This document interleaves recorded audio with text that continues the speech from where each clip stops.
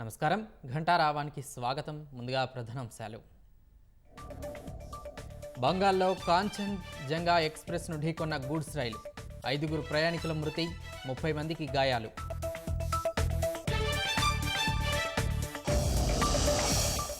ప్రమాద ఘటన దురదృష్టకరమన్న రైలు మంత్రి అశ్విని వైష్ణవ్.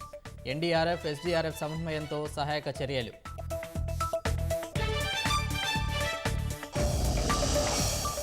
మేడిగడ్డ బ్యారేజీలో భారీగా మేట వేసిన ఇసుక, 92 లక్షల టన్నులు తవ్వి తరలించేందుకు టెండర్లు.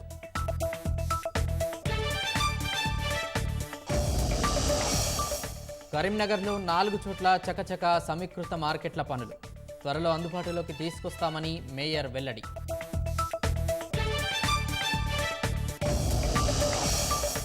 దేశవ్యాప్తంగా ఘనంగా బక్రీద్ వేడుకలు, శుభాకాంక్షలు తెలిపిన రాష్ట్రపతి, ప్రధాని.